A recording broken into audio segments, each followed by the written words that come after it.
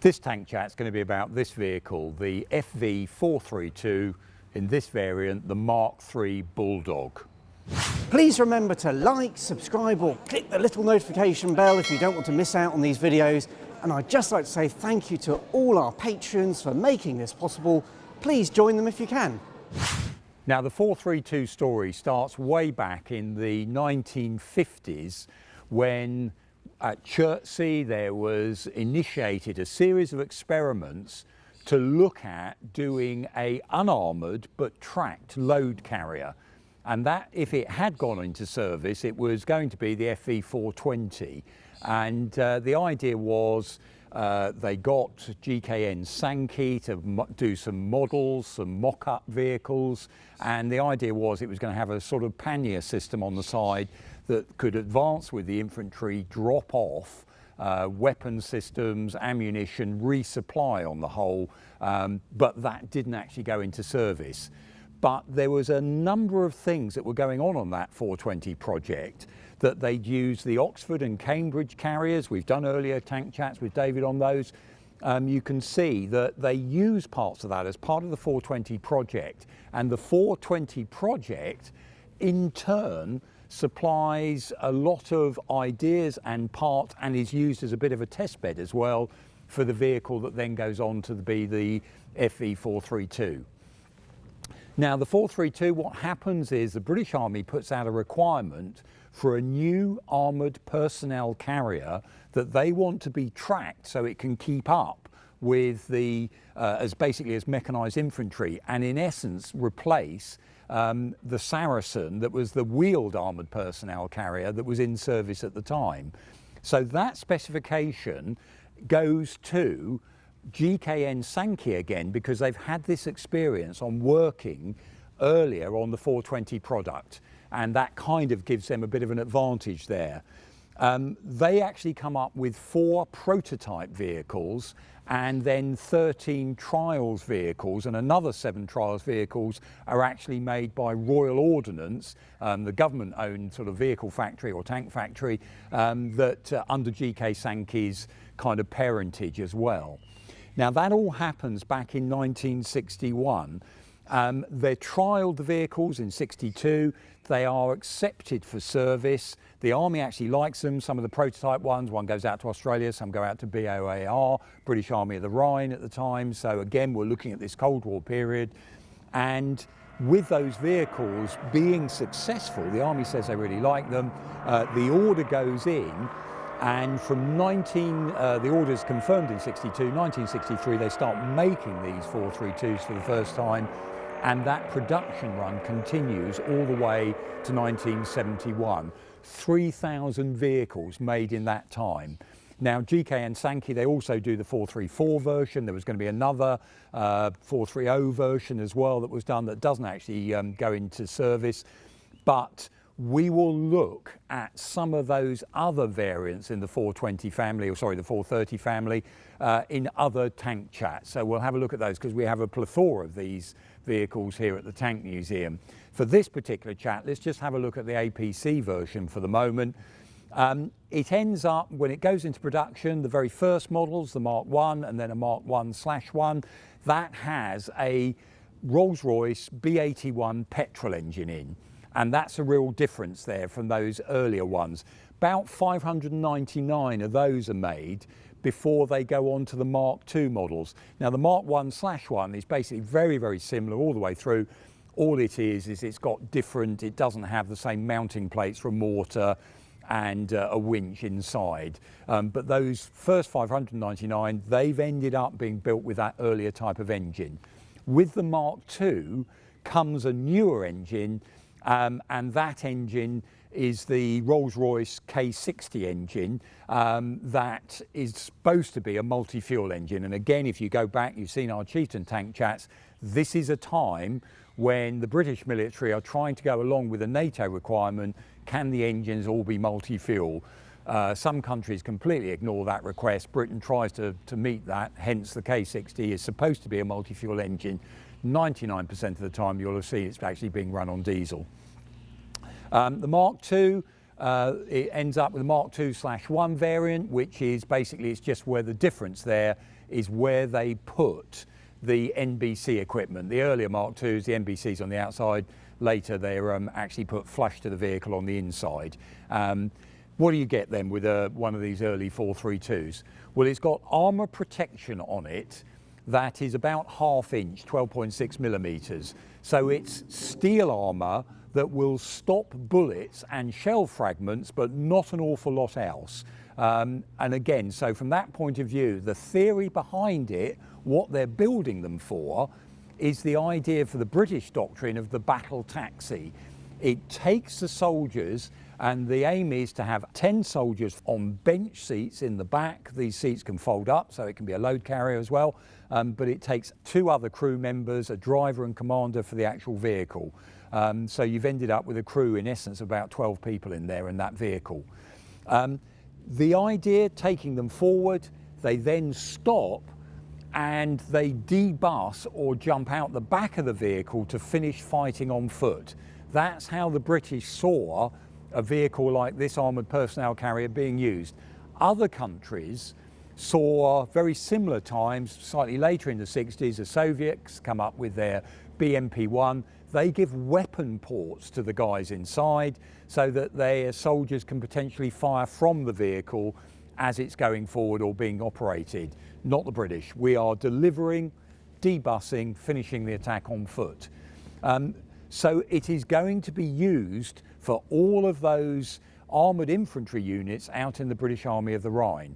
And that's a lot of them, hence about, at maximum time, I think it's about 2,500 432s are in service with the British Army. So there's a lot of vehicles there for all those mechanised infantry, keep up with the tanks, being ready to be deployed at the right place. So protection levels, fairly basic. That engine will give you a speed on this vehicle, driving around that you're going about 32 miles an hour, range about 360 miles. It can go on at a full fuel tank. It's actually on torsion bar suspension, 5 double road wheels either side, and rubber bush tracks, rubber pads, because again, they've got to be road legal. We're using them in Europe and we're using them in the UK, so we don't really making a mess of the roads all the time, and that makes you very unpopular, as you can imagine, with certain the local councils, etc. So that as a vehicle, in terms of its mobility, is pretty good. It's not that heavy a vehicle as well from the point, but it can take a reasonable load when it's needed to. So this idea of the multifunction nature, even though we think of them as being an armoured personnel carrier for that section of 10 men, as I said, by folding up the seats, you can take, I think it's they put in the manuals, 3,670 kilograms of supplies in that same space. So whether it's palletised or ammunition boxes, etc. So straight away the 432 has many different functions, even if they don't give it, which they tend to do. If it's got a major change to it, they'll give it a different 43 FE43 configuration number. Sometimes it's just additional kits to help change things, like installation kits they sometimes call them, which are bolted in, which means it can change its function to a certain degree. Now the 432, early on they make it because Britain likes the idea of vehicles being amphibious. They do deep wading kits, they make it amphibious with screens on that could be raised. It can propel itself through the water. Over time, that amphibious capability is dropped. It's dropped from most of the rest of the vehicles in the British Army, so it becomes less important, and that's taken away. But you'll find some of the early ones with a whole screen around that can be raised up, vision ports in that screen so that it actually can float its way across rivers, etc.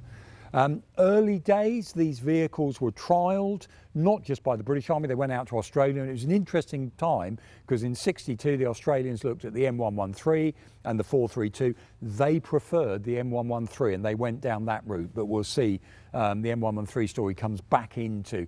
And again, if you look at the time, they look very similar vehicles, but it's not just those two.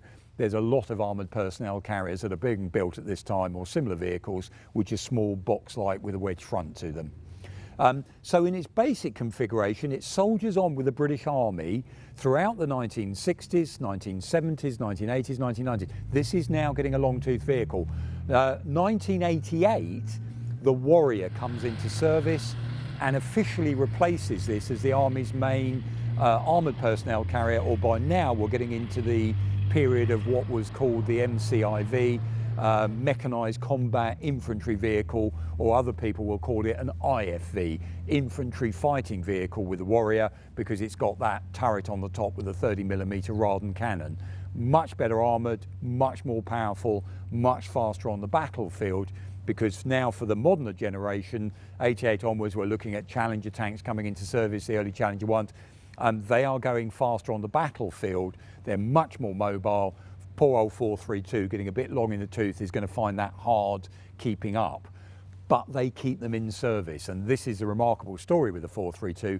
There's still a huge number of functions that the 432 ends up filling for the modern army.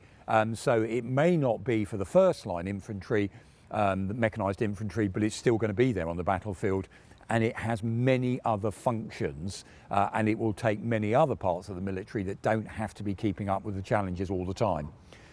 Now what happens then is, because of this long service, there is a point at the beginning, really 2000 onwards, where the idea of sustaining the fleet, even though it's gone down in size, becomes very problematic. So the military starts looking at the fact that, number one, we've got European Union regulations that means the braking system, some of the transmission, doesn't meet modern road standards. Their spare parts are harder and harder to get, or they're so redundant now, they're not really, you know, however clever you are trying to cannibalise other vehicles, you cannot keep these things going.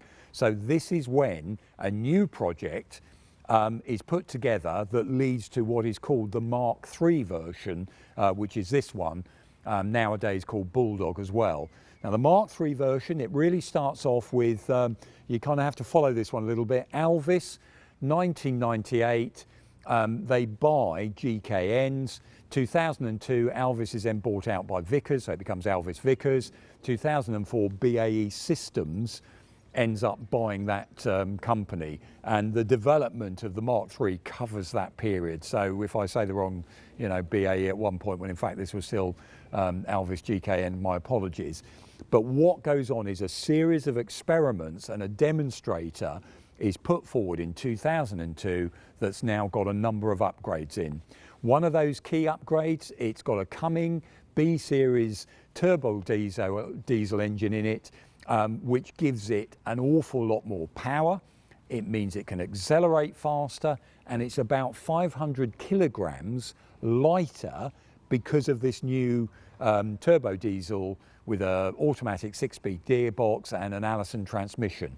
So there's a weight saving there as well as an improvement on the power, and that means extra armour can be added to the vehicle. So it goes through a new transmission system, it goes through updated brakes, it goes through the re-equipped with Bowman, and what happens is these vehicles are trialled about 2003.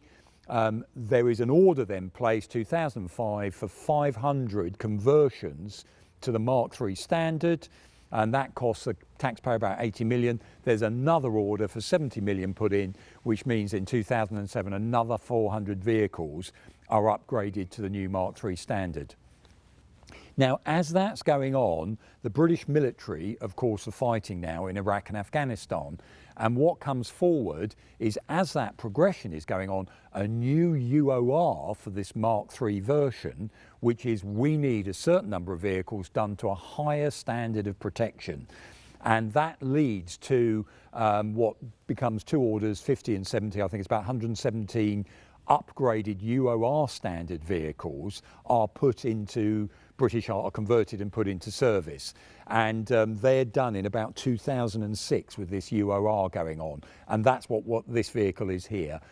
Initially, those converted UOR vehicles, smaller numbers of them, they are the ones that are called Bulldog. Now the phrase is used for all the upgraded Mark IIIs are now being called Bulldog in the British military. What do those UOR have? They have bar armour on the front corners, they have reactive armour, they have extra Kevlar armour placed below, they've got a number of upgrades in terms of, for the particular, this theatre entry standard issue.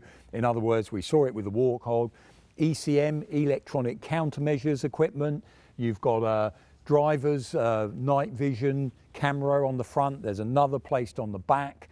And because of the nature of the fighting out there in Afghanistan and Iraq, they've put on this Cell-X weapons station, remote operated weapons station that we can control inside the vehicle. So there's specific improvements done for these particular UOR vehicles. And the other one is air conditioning, very important, and they're pumping the air conditioning. In the older 432s, you could mount a box on the back of the vehicle, and that would use the NBC equipment to distribute or the cooler air around the inside of the cab at the back. And as you can imagine, that's quite an important thing for going out in hot countries in particular. So that particular vehicle is, one would have thought now, maybe coming to the end of its service life, but recent announcements from the MOD see that Bulldog is going to be in service till at least the end of this decade. And as we're making this film, this vehicle is now 59 years old in British Army service. It looks like it's going to carry on till well into its 60s, as it were, in British Army service as well. So that is a vehicle that has seen an awful lot of service with the British military. There'll be a hell of a lot of soldiers out there who remember being in the back of one of these, being driven around the place in one. And the fact that the hull, this particular vehicle here, this was made in 1969, this hull, but it was still in service till fairly recently. We know the service history of this particular one. It ended up going, in the end of its service career, as it were, to Shrivenham, where it was part of the collection there that was used for teaching, etc. And it's one of the vehicles fairly recently has been donated from Shrivenham to the Tank Museum. So we've got, as I mentioned earlier, a lot of 432s. We will look at that other 430 family, all the other variants of it on another tank chat. But this helps for us to do from the very beginning to the end of that story, a vehicle that's been in service such a long time. You know, it must be having something going for it. Now called Bulldog, originally when it went into service, they wanted to call it Trojan. The problem was there was a Trojan car company that objected. They were making bubble cars, etc. back in the 60s. So Trojan as a name was dropped. It was later reinvigorated after the Trojan car company, I think they went bust in the 70s. That's now used for the armoured engineer vehicle based on a Challenger hull. So it was going to have a name, because we often wonder, why did it stick with 432 so long? They did intend to have a name. Sadly, someone objected to that name. But nowadays, Bulldog, and as I often say, we'll be seeing these vehicles for some years to come.